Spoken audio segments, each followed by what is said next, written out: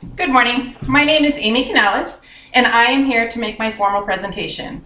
Before I get started, I want to apologize by the quality of my slides on my video. I can see on my computer that it's not coming up as clear as I'd like to. I will attach the slideshow to the bottom of my post just to make it easy if you want to see it. So the topic I have chosen is ways to incorporate movement into the classroom. I'm going to be discussing the benefits to having movement and some ways to incorporate it into your classroom. I've been in a classroom for the past 20 years.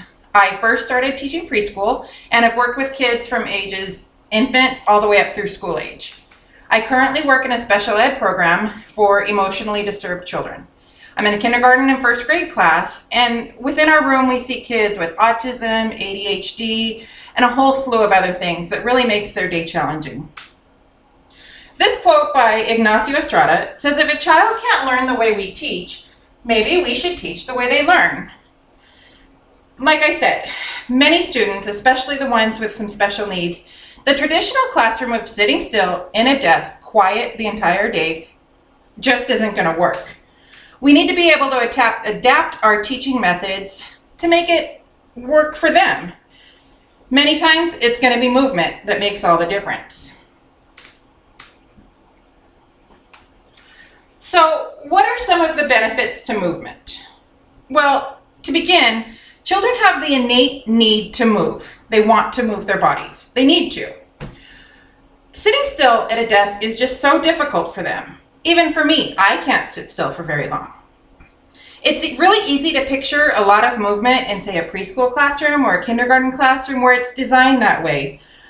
But we really still need to add movement into the upper grades as well.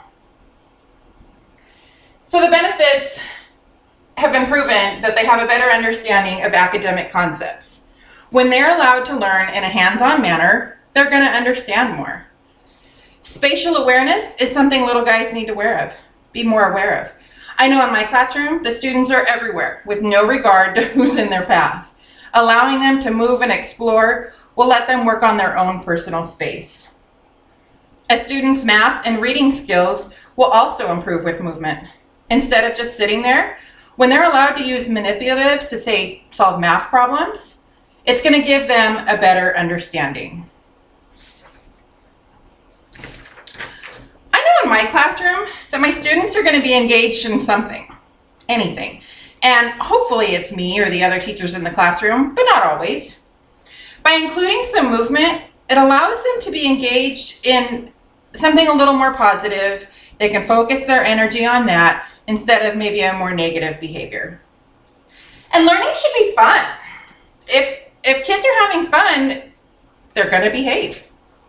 If there's a way to incorporate a game into a lesson, they're bound to love that and learn even more. And the main thing, happy students make for happy teachers.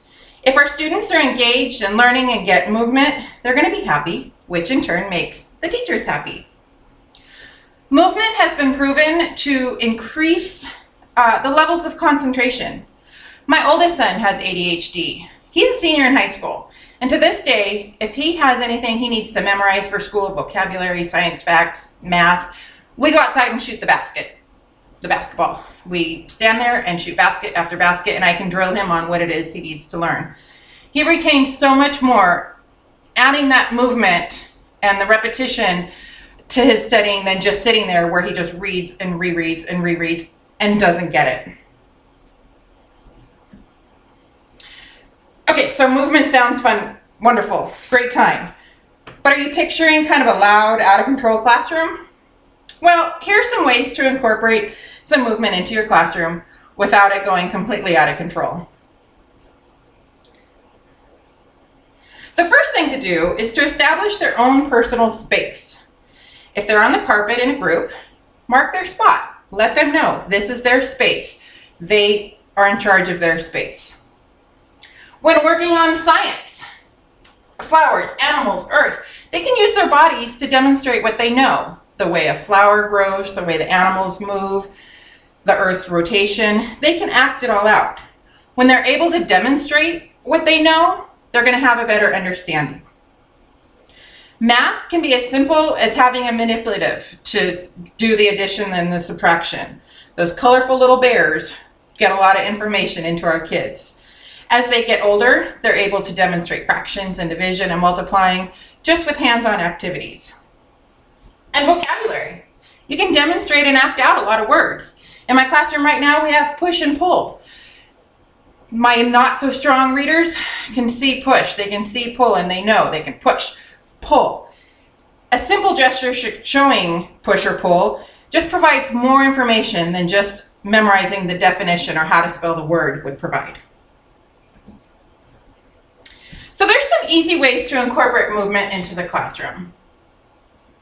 Younger kids, older kids as well. Pass the ball when speaking. If it's a group discussion, the person with the ball gets to do the talking. If you don't have the ball, you're not talking. This ensures that all the focus is on the one student and the others are hopefully paying attention to the person with the ball. Also paying attention to make sure they don't get hit with the ball when it's thrown to them and it is their turn to speak. Chalk is another way to get kids to write. Our little guys that have a hard time grasping that pencil and that fine motor skill really can still write their names, write their letters, write out some words with chalk outside, on a wall, on the ground. It's just another way to get them to write. Older kids can be incorporated with this. I know I asked my freshman son, hey, what do you think about doing your outline outside on the sidewalk in chalk? And he was horrified. He thought that would be the most embarrassing thing in the world. My oldest son, who's a senior, thought it was the greatest thing ever. He just wants to get out of the classroom. Centers and workstations. Preschool classrooms, they're always moving. Kinder, same with the older kids. If they're doing a science project, you can move the stations around. A writing project, here's how to develop your topic sentence. Here's how to come up with a conclusion. Giving them that space to move and be about the classroom is going to keep them focused. And the simple last way that we do a lot in our classroom right now is with sitting on a yoga ball or stand up when they're doing their work. If they have to concentrate their bodies on keeping that balance on the yoga ball, it just helps kind of, especially with our ADHD kids, they just focus their energy there. It keeps their bodies thinking and they're able to get their work finished. Stand up. Do your work standing up at a tall desk or at the counter. Hang the paper on the wall and do your writing there. Just a different way to get yourself moving instead of just sitting still. So in closing, it says learning is not a spectator sport. So let's play. Play is fun. Play can be incorporated into learning. We don't want to just sit and learn. We want to move. And if we get our bodies involved and it becomes a whole body thing, we're going to have fun, we're going to play, and we're going to learn. And these are my references. Again, thank you very much.